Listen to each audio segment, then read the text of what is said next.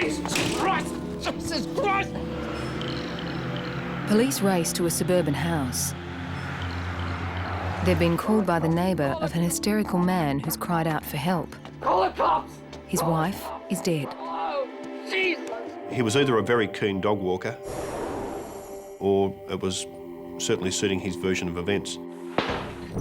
I was at the point where I was not that far off putting him on the ground, handcuffing him and placing him in the rear of the caged truck. I noticed the glass had popped off the face. This would have taken a lot of force to do. There was a major inconsistency even at that point in what we were being told. We realised we were dealing with deliberate lies. I used a number of beer bottles in pig's blood to replicate that same stain. There's some funny business going on, if you know what I mean. I never killed my wife, but I loved her and I left home that morning and my wife was alive.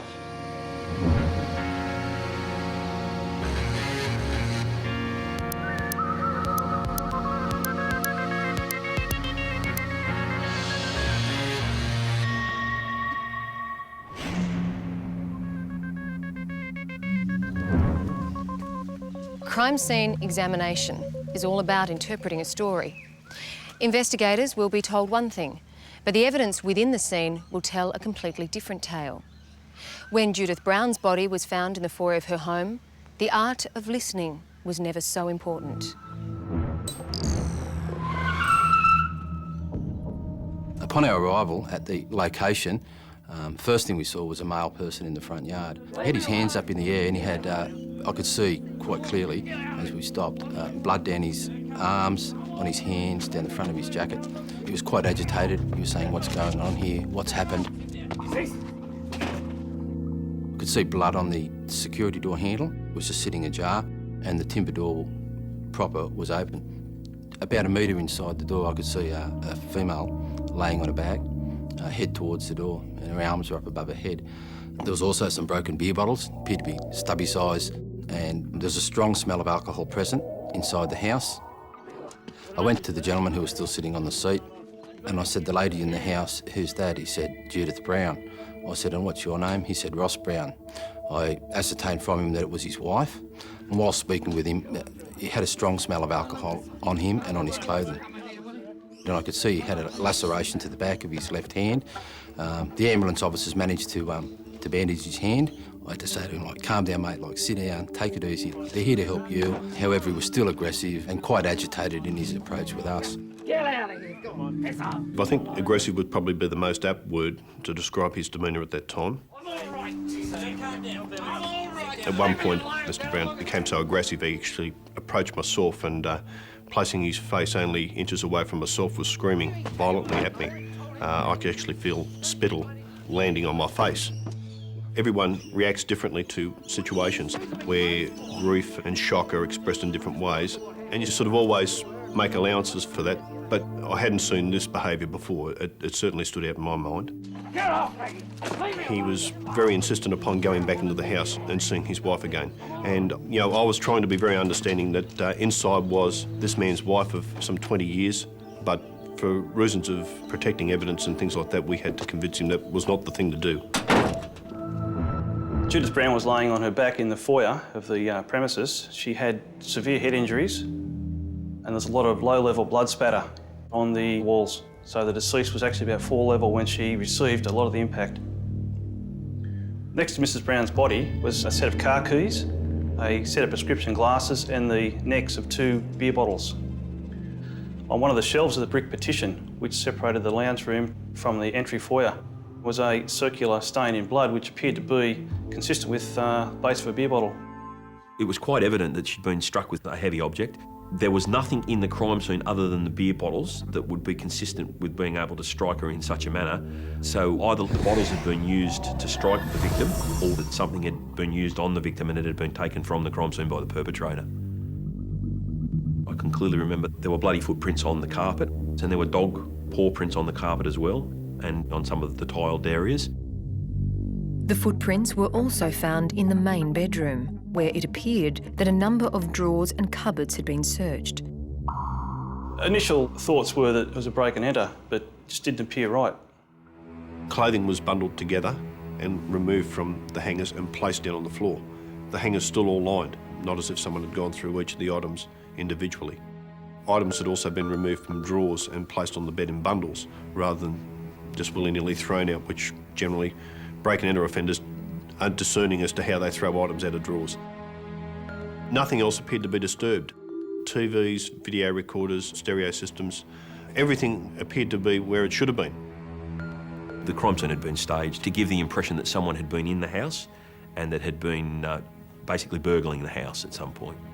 And there was a large amount of passion and hostility that had been present in the scene, and an inordinately large amount of violence used against the victim that indicated much more than a robbery gone wrong.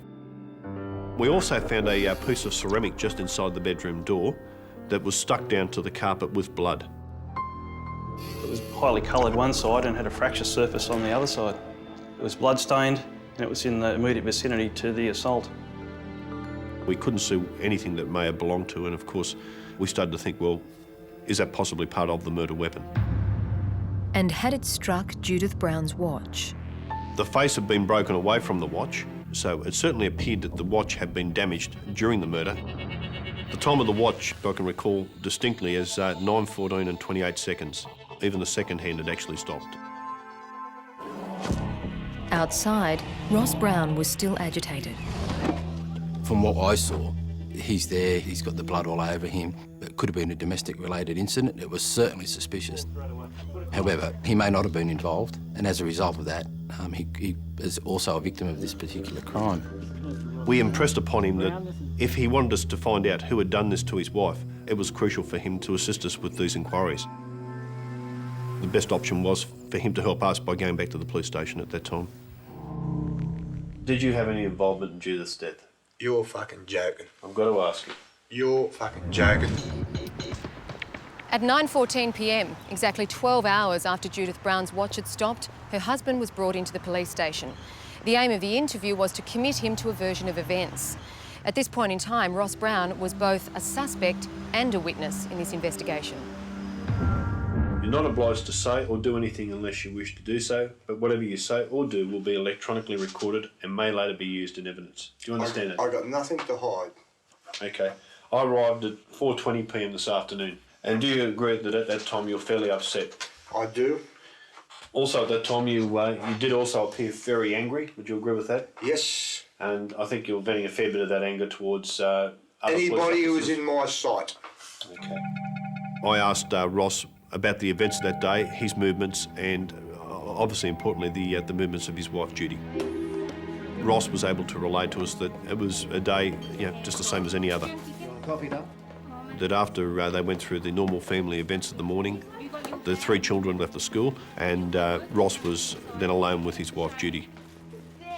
I asked you when you last saw Judith, and you told me at 9 a.m. this morning. Yeah, around 9. Yeah, around 9 o'clock.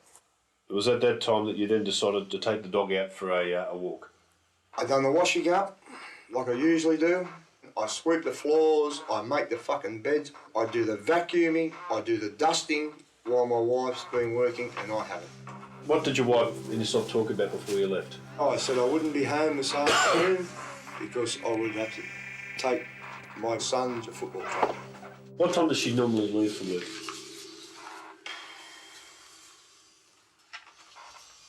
3 past. You've left before she decided to leave for work. I did. Where did you decide to go? Take my dog down the beach, What beach did you take him to? local beach. I'd already been aware that it was blowing a gale. It was bitterly cold and the rain was coming down periodically. To have spent an hour to an hour and a half on the local beach walking your dog in that sort of weather, he was either a very keen dog walker or it was certainly suiting his version of events. He walked the dog down there for an hour to an hour and a half before going to the Alibi tavern around about 10:30 that morning. Now, how long were you at the tavern for? 2-3 hours. How much would you have had to drink over the whole course of the day from the time you went there to the time 5-6 you left? schooners, roughly. I walked to the bottle shop and I bought myself a couple of large bottles of beer to take.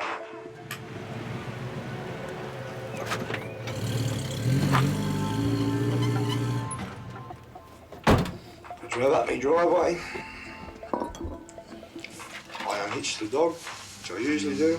Picked him up, put him on the ground, picked up my bears, I walked over, and I proceeded to go to the front door with my bears on me. Okay.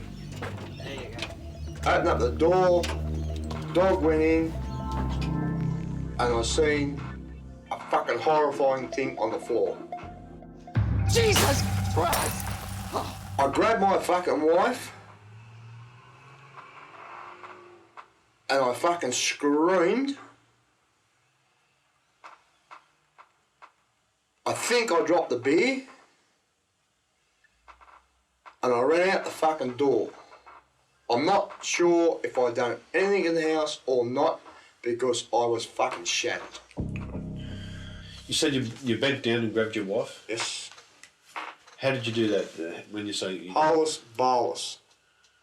Where did you put your arms?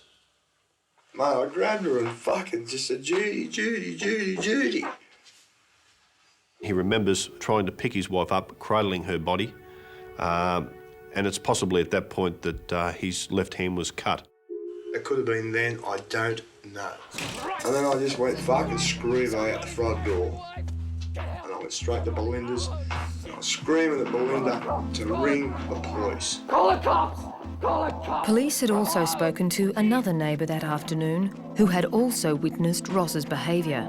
Another female neighbour was dragged in by Mr Brown in a headlock, and on seeing the sign she retreated out of the house and vomited in the front yard. You bastard! How are you feeling now? Pissed off. What are you pissed off about? The whole works and jerks.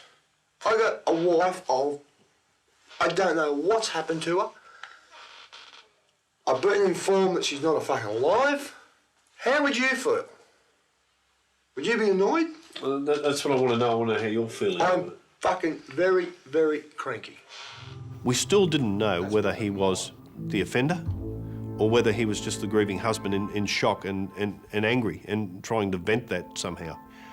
It was a very difficult balance as to how you talk to somebody in that sort of situation, but we impressed upon him that the importance was we had to get a picture of what has happened. What was the situation like between Judy and yourself? Did you argue very often? No. You never had an argument last night or this morning at all? When you had arguments with Judy, what were the arguments usually about? What sort of things? Oh, I've been with the lady 20 years. Probably just general, out and out fucking rubbish. Was money, that's probably the main cause of most arguments. Was that usually a cause of arguments in your family? If I said we never had an argument about money, I'd be a bloody liar. Did you argue about your drinking or things like that often? Nope. Did Judy feel you had a problem with drinking? Have you ever, at any stage in the past, ever hit Judy in an argument? No. Has she ever attempted to take any action against you, legal-wise, for any of those? No. No. Nothing like that? No. The last question I'm going to ask is probably the hardest one of the lot. Did you have any involvement in Judith's death? You're fucking joking. I've got to ask you. You're fucking joking. No. Did you hit her at all today? Did you strike her? Nothing like that? No.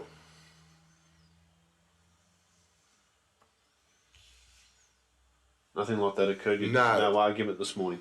Not at all. All right. Question I have to ask, mate, in the job I've got. Is there anything further you want to tell me about this matter? No, there isn't. Now that Ross Brown had given police his version of events, the detectives returned to the family house where his 39-year-old wife had been found lying in a pool of blood. They needed to see whether his story matched with the evidence in the house. There were paw prints and shoe prints in blood through most areas of the house. A lot of those paw prints and shoe prints were very clear, but a lot of them were indiscernible to the naked eye. I decided to chemically enhance any bloodstains that were not overly visible. I used an LCV, which is liquid crystal violet, to enhance the bloodstaining. I identified blood-stained shoe impressions, which ended up being shoes from Ross Brown. And interestingly enough, Some of these small, discrete bloodstains I found in the family room actually belonged to his dog, Floyd. Floyd has walked across the lounge room, into the kitchen area and back around through the lounge to the garage door. Right next to that door, police found Ross Brown's shoe prints. Alongside those bloody shoe prints were droplets of blood, which through DNA analysis was able to tell us that it was in fact Ross Brown's blood. It led to the same sliding door that the dog appeared to have exited from, and Ross's blood was also surrounding the locking mechanism on the door. In my interview with Ross Brown earlier that night, that had not been told to me. There was no real surprise that his prints or blood might be at the scene, but it was where they were found that concerned the detectives.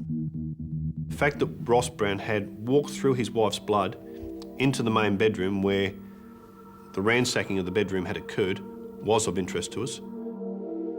The footprints indicated that it wasn't once, but twice.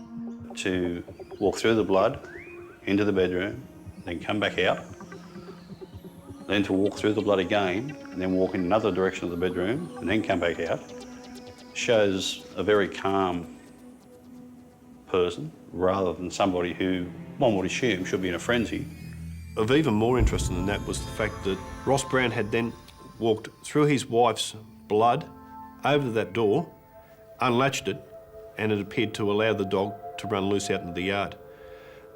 That just did not fit in with the picture of somebody that's walked in, found their wife in a pool of blood in the foyer, and then thought, well, I better do something about this.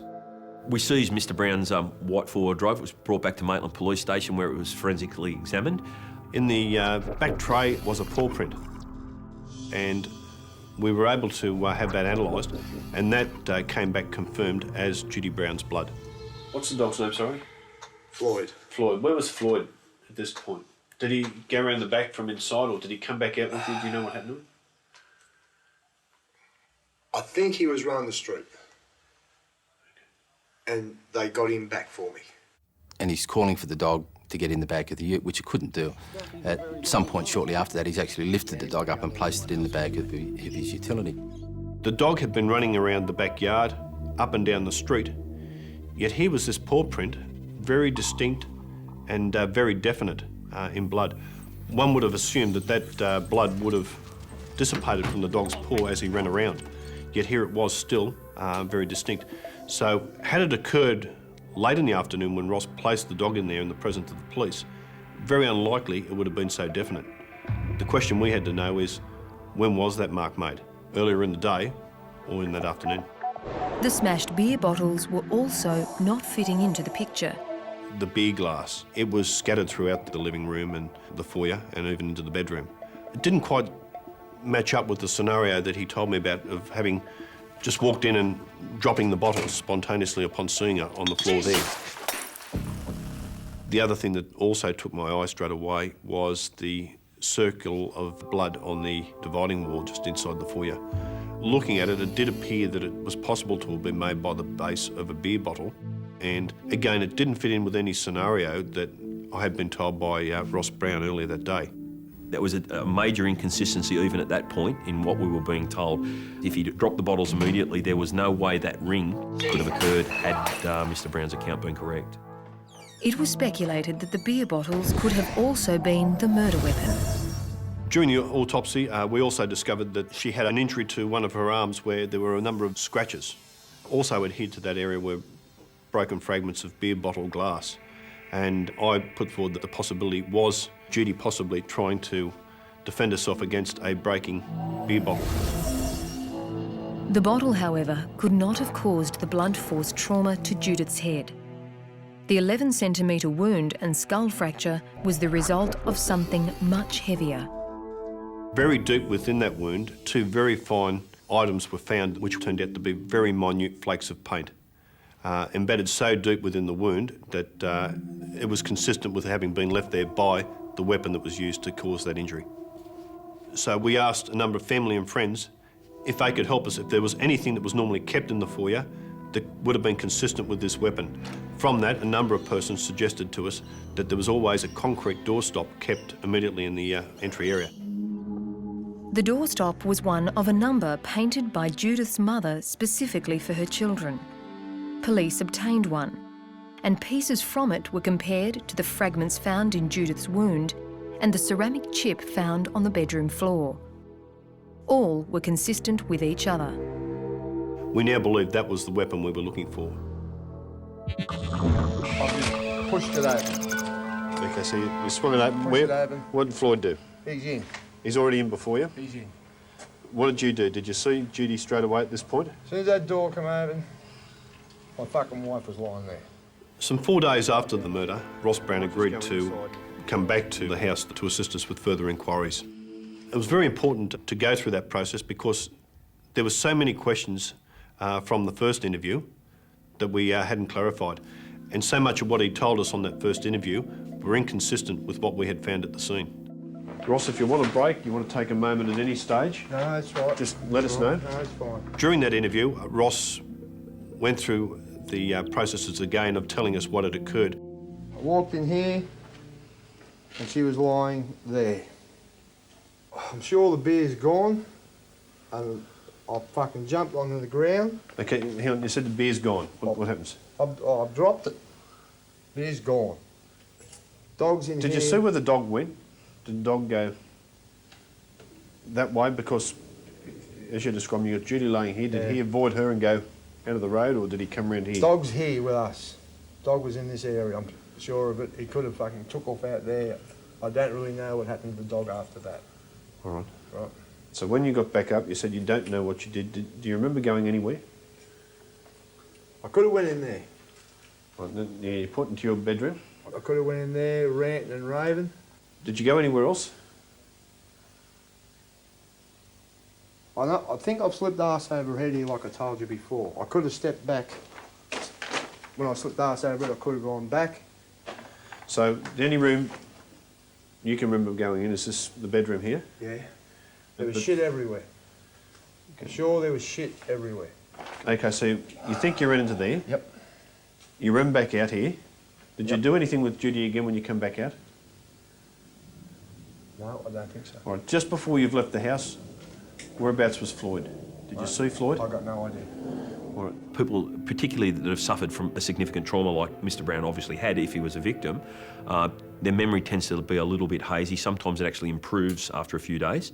And certainly the idea of the second walk around was to put him in the scene so he had a much better recollection of what had occurred and give him a second opportunity to correct any errors he'd made in his initial interview. The detectives took him to all areas of the house to see whether it would jog a memory. No. Did you come in here and look out there or see anything in the backyard, or you didn't see out there? I come in that door and I hadn't been at that backyard until this afternoon. Okay. This door over here. Yep. Have you looked across? Can you tell me whether that was open, closed, half open, whatever? That would have been quick. All right, so before you finish up, before you left at 9 o'clock, you locked this up for security? That would have been locked well before then. Okay. That would have been locked before my kids went to school. So at that stage, you believe this was still locked from inside? Locked from inside. Okay. We didn't mention to Ross that we suspected that the Swagman statue was the murder weapon. Now, coming in here, looking around, is there anything in the room out of place, unusual, not where it's supposed to be? We were interested to see his reaction to that and if he identified that to us. Initially, when we went through the house, he did not mention that to us. Just looking over here, is there anything missing in this tiled area, this foyer area, anything out of place that's normally kept there? Should be a door stop here.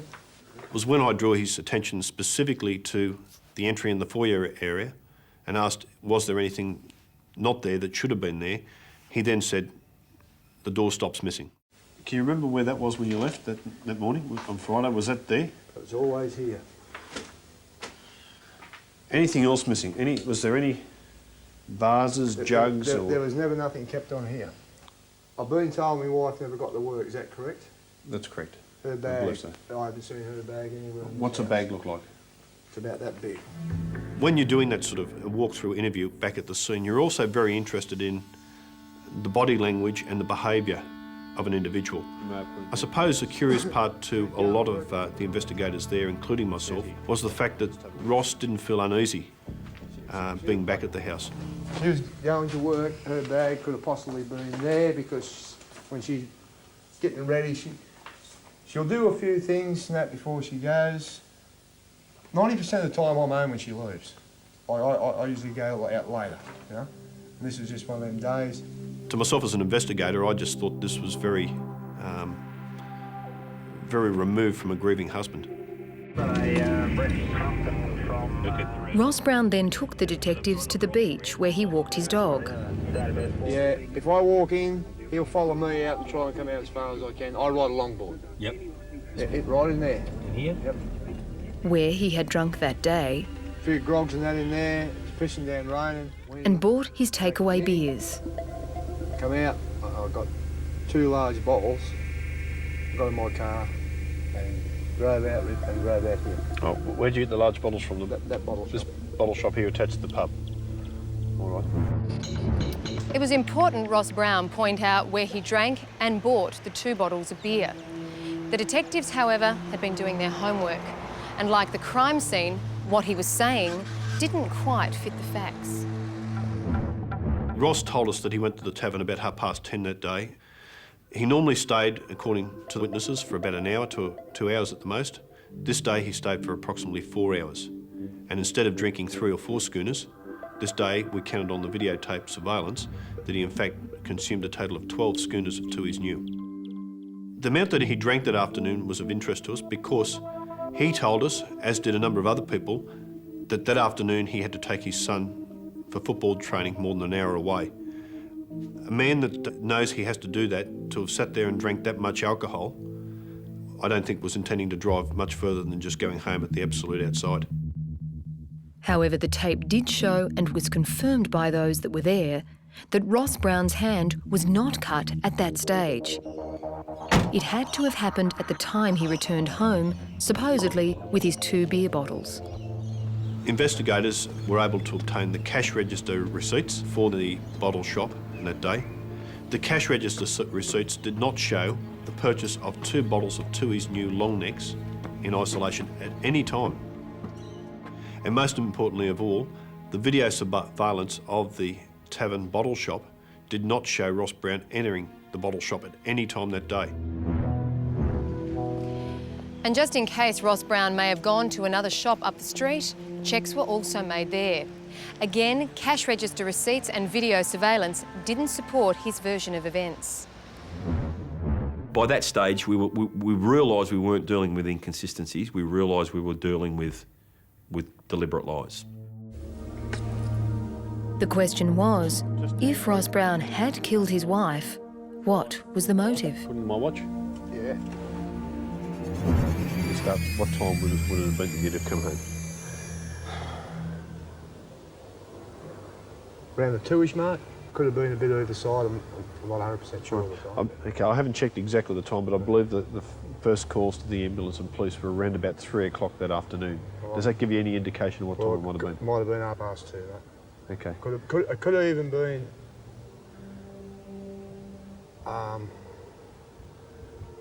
20 to 3. There were so many inconsistencies in his version of events, so many things were able to disprove that he had said. But none of that amounted to enough to be able to charge him or take the matter any further at that time. Extremely frustrating. You know where you're going, but there's not quite enough there. So police continued to pull apart Ross Brown's story. You hold it. I've got my beer under this arm like this. Okay, both beers? Both beers like this. So take that in my arm. Under your left arm. While they knew he hadn't bought the beer, they still needed to know whether the spread of glass in the crime scene area could have resulted in the way he had described. I've just pushed it over.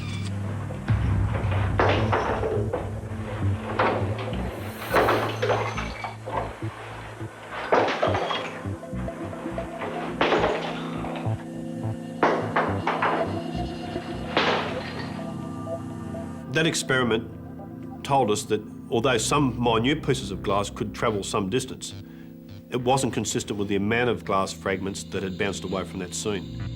Well, it indicated to us that the bottle hadn't been dropped but had rather been thrown into the ground, which again was an inconsistency in Mr Brown's story.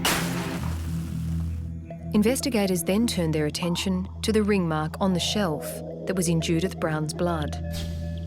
And to try and establish its cause, I used a number of beer bottles in pig's blood, and I was able to replicate that same stain. And the diameter of that ring was consistent with the base of one of the Tui's new bottles. It was obvious to us that that bottle had been placed in Judy Brown's blood at some point. It had then been placed up on the petition board at a later time, still soaked in her blood, before that bottle was later broken near her body. Next on the agenda was the watch.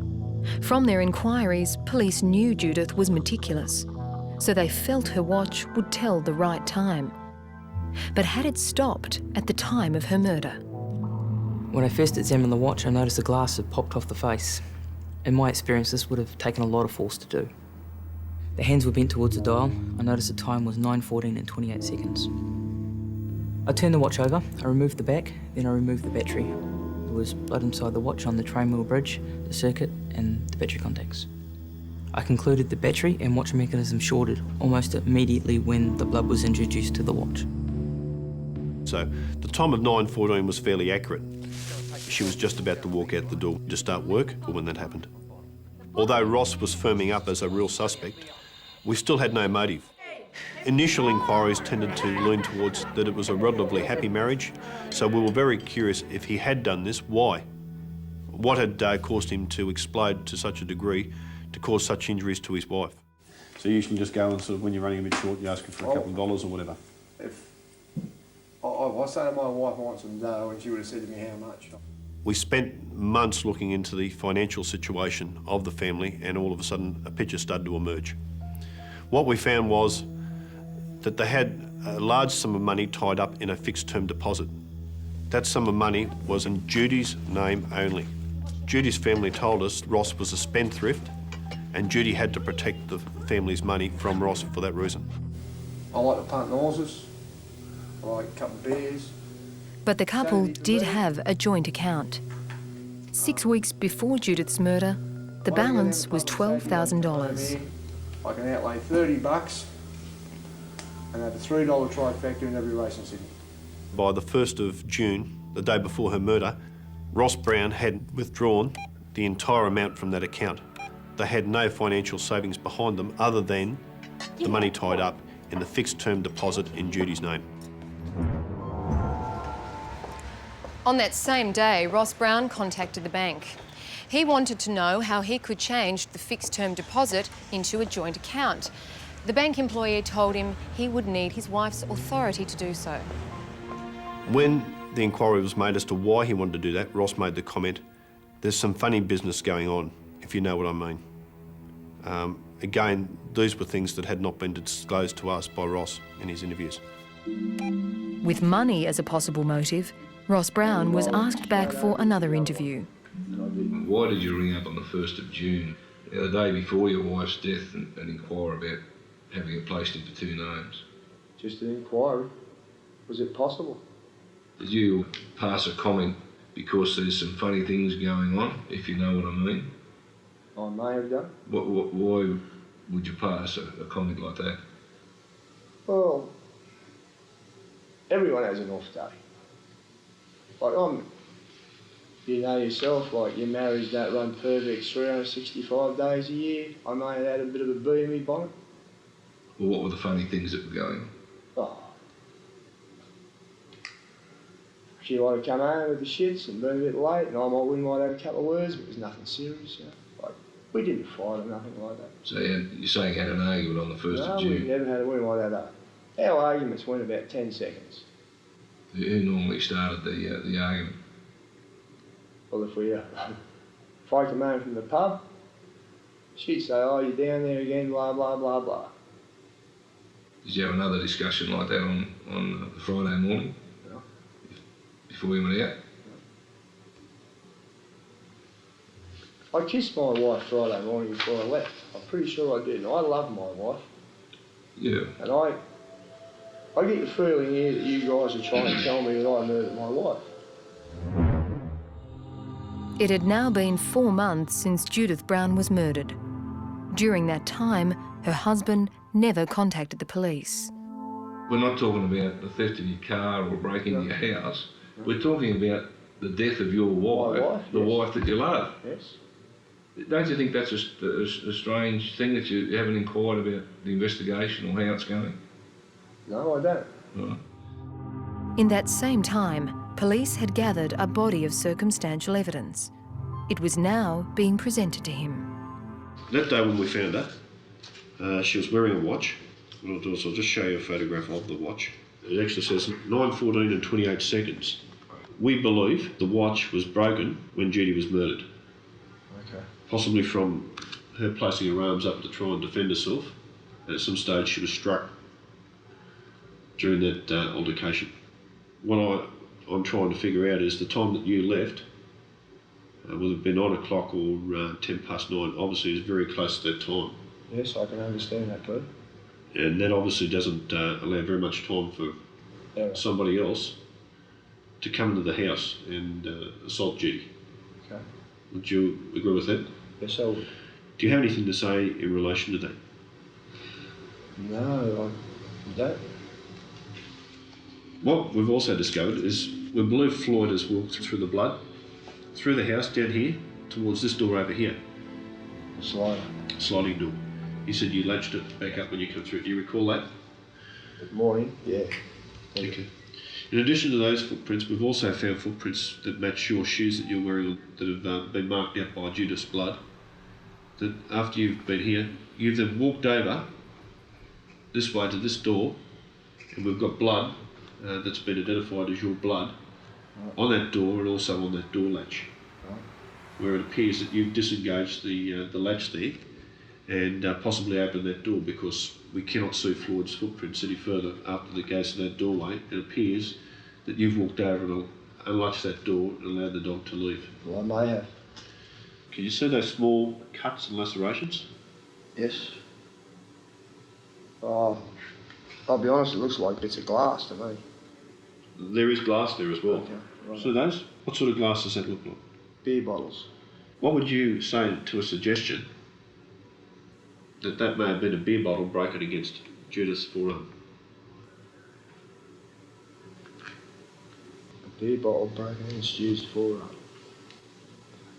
Yeah, well, it's a possibility, yeah.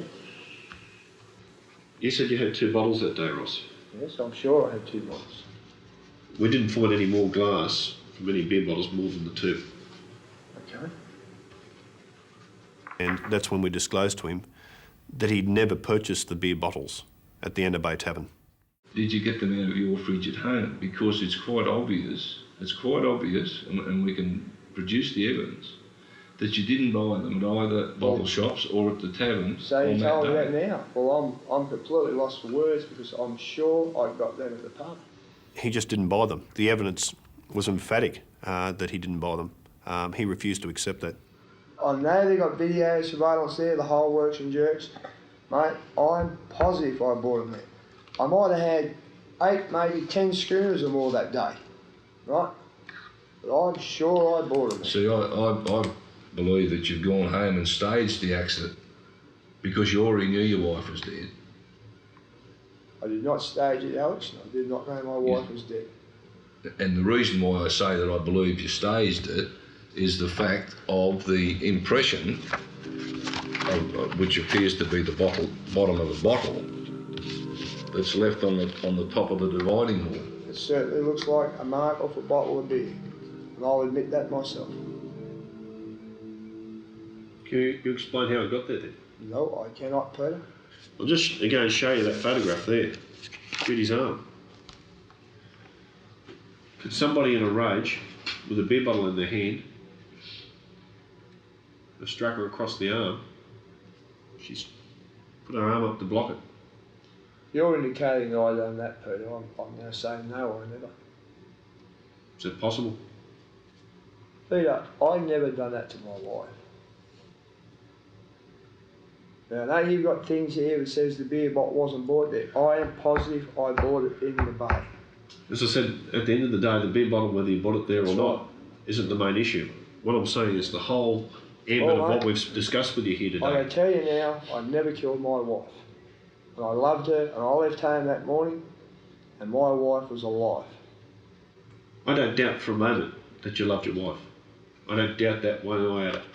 I'll look you in the face and I'll tell you that now. Everyone I've spoken to, everyone I've had contact with, all tell me that. The situation at your house was, you like a drink, you like a bit of a flutter. The arguments that you and Judy did have were all, from what I can ascertain, as a result of you going through money. I think this day that you're going to go out, you're going to go to the tavern and have a few more drinks. I think what's happened in the morning, and I think it's happened as quick as that. I think Judy's had a chop at you, said something to you about, what are you going to do, get out in the piss again while I'm going to work? The frustration's built up in you. And you've said it before earlier in this interview, when you do your lolly, you just explained, I know that you've said that in an earlier interview. I can keep myself pretty steady.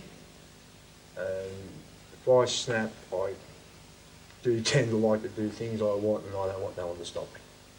In a very short space, it may only be 10 seconds, I think 30 seconds, that you've done something to Judy, and as soon as it's bloody over, I think you've sat there and thought, my God, what the hell have I done? You're in a panic, you didn't know which way to bloody turn. You go and you say, okay, I'll go to the beach, I'll just get my head together, I'll get my thoughts. You took the statue, you took your dog down there, you've gone to the tavern knowing that's going to be my alibi. And you've sat at that tavern all day praying that someone goes and finds Judy, someone comes from her work, they find her. But that hasn't happened. The time's ticked away and it's got damn close and you know the boys are due home. I'll give you that, you've had the decency at that stage, I believe, to think, I don't want the boys to go home and find her. And that's when you've gone home. I think, Ross, when you think about it, when you think of everything we've told you here today, I think all points in the one direction. If that is it, that will be mitigating circumstances that the courts will take into account. They will take that into consideration. Because I know, everyone has told me that when you explode, you do it very quickly. I've had a forensic psychiatrist watch your interviews. I'll read you a comment that's been made by a forensic psychiatrist. Just listen to this. Finally, it appears to me that the murder happened in a moment of intensity and rage. There may well have been an element of censure or humiliation taking place at the time, and this would be sufficient for an individual like Ross Brown to become suddenly enraged and behave in a violent and impulsive manner. There is no indication that there was a prolonged fight or struggle, but rather that the whole event occurred ferociously, impulsively and quickly. Well, can I say something now? I was 100% sure I bought my beer at the pub at Alibi, and as long as I'm sitting here or I'm alive and on my father's dying oath, I never killed my wife. I'm sorry, Peter. I don't want you apologising to me, I just want to know what happened.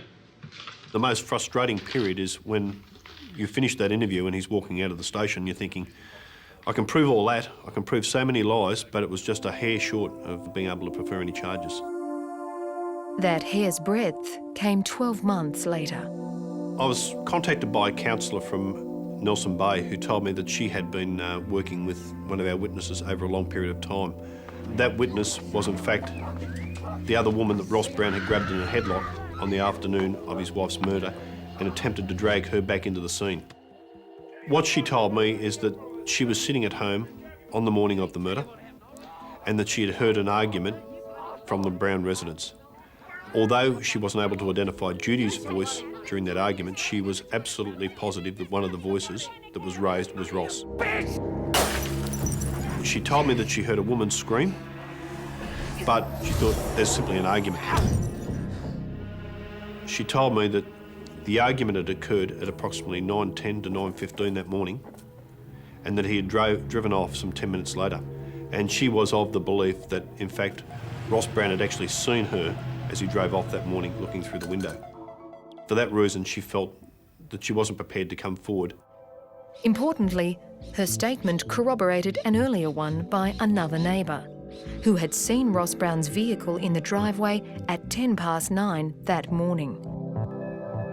This was the final piece we needed, and I sat down and I examined all the evidence that we had gathered in the 18 months since Judy's murder, and I was now of the belief that we finally had enough to charge Ross Brown with his wife's murder. After a 5-week court case, the jury returned with a guilty verdict. Ross Brown was sentenced to 18 years imprisonment. He is eligible for release on parole in 2017. The ceramic doorstop he used to kill his wife has never been found. Police believe it is hidden here, somewhere in the sandhills of Anna Bay.